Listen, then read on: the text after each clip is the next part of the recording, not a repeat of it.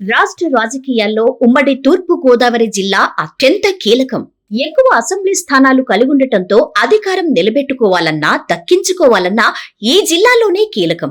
దీంతో అన్ని పార్టీలు గోదావరిని గెలవాలని వ్యూహాలు రచిస్తుంటాయి. ప్రస్తుతం రాష్ట్రంలో అధికార కూటమి లీడ్ టీడీపీ, ఆ పార్టీ జాతీయ ప్రధాన కార్యదర్శి మంత్రి నారా లోకేష్ ఈ జిల్లాపైనే ప్రత్యేక దృష్టి పెట్టారు. ఉమ్మడి తూర్పులో 3 కొత్త జిల్లాలకు అధ్యక్షులుగా యంగ్ డైనమిక్ నాయకులను నియమించారు. ఆర్థిక అంగబలాలు, సామాజిక సమీకరణాలు కలుపుతూ తన సొంత టీం ని ఏర్పాటు చేశారు. కాకినాడ, తూర్పు గోదావరి, అంబేద్కర్, కోనసీమ జిల్లాల అధ్యక్షులుగా యువ నాయకత్వానికి అవకాశం ఇచ్చారు. కాకినాడ జిల్లా అధ్యక్షుడిగా గతంలో అధ్యక్షుడిగా చేసిన జ్యోతుల నవీన్ ను నియమించారు. కాకినాడ జిల్లాలోని అన్ని నియోజకవర్గాల్లో కాపుల ప్రాబల్యం ఎక్కువగా ఉంటుంది. అందులో జ్యోతుల కుటుంబానికి ప్రత్యేకమైన స్థానం ఉంది. కాకినాడ జిల్లాలో మెట్ట ప్రాంతానంతటిని ఒక్క మాటపై ప్రభావితం చేయగల సామర్థ్యం గల నాయకుడు జ్యోతుల నవీన్ అనడంలో సందేహం లేదు. ప్రతిపక్షంలో ఉన్నప్పటి నుంచి కాకినాడ జిల్లా అధ్యక్షుడిగా ఉండటంతో అందరినీ కలుపుకొని వెళ్లడంలో నవీన్ అనుభవం పార్టీకి ప్లస్ అవుతుందని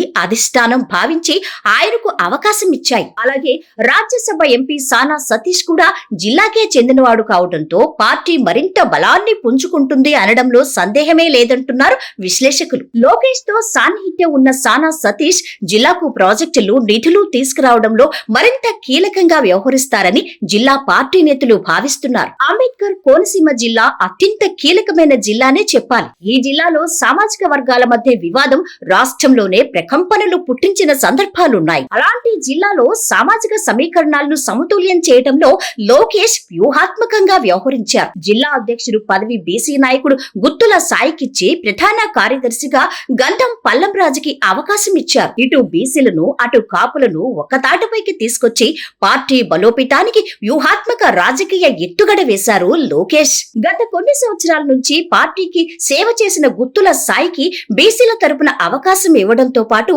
కాపుల్లో మంచి పేరున్న గంధం పల్లంరాజుకి ప్రధాన కార్యదర్శి ఇవ్వడంతో 2 సామాజిక వర్గాలను కలుపుకుని వెళ్లారు. ఈ జిల్లాలో గతంలో శెట్టి బలిజలను కాపులను కలిపిన ఘనత పల్లంరాజుకు దక్కింది. శెట్టి బలిజ సామాజిక వర్గం నుంచి మంత్రివర్గంలో ఉన్న వాసంశెట్టి సుభాష్ కు టీడీపీ పార్టీలో సీటు ఇవ్వడంలో గాని లేక గెలిపించుకోవటంలో కాపులను బీసీలను కలిపి ఒక్కతాటిపైకి తీసుకొచ్చిన ఘనత పల్లంరాజుకు ఉంది. డిప్యూటీ సీఎం పవన్ కళ్యాణ్ కూడా 2 సామాజిక వర్గాల్ని కలిపినందుకు పల్లంరాజును ప్రశంసించిన సందర్భాలు ఉన్నాయి.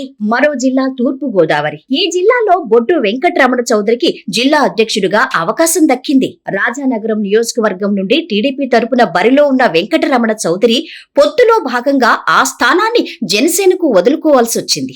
Rajahmundry urban development authority chairman పదవితో పాటు తూర్పు గోదావరి జిల్లా టీడీపీ పగ్గాలు కూడా బొడ్డు వెంకటరమణ చౌదరికి ఇచ్చారు. వీరంతా లోకేష్ తో నేరుగా మాట్లాడేవారు కావటం, జిల్లాలో ఎటువంటి సమస్య వచ్చినా సర్ది చెప్పగల సామర్థ్యం గల నాయకులు కావడంతో పార్టీకి తిరుగులేని శ్రేణులుగా భావిస్తున్నారు. ఉమ్మడి తూర్పు గోదావరి జిల్లాలో మెజారిటీ సీట్లు సాధిస్తే ఆ వేవ్ అటు విశాఖపై ఇటు పశ్చిమ గోదావరి జిల్లాపై ఉంటుందనే నమ్మకంతో ఈ జిల్లాపైనే టీడీపీ అధిష్టానం ఎక్కువగా ఫోకస్ చేసినట్లు స్పష్టమవుతోంది. పైగా లోకేష్ భవిష్యత్తులో పార్టీ పగ్గాలు చేపట్టే అవకాశం ఉండటంతో విషయంలో చంద్రబాబు కూడా ఆయనకు స్వేచ్ఛనిచ్చినట్టు తెలుస్తోంది.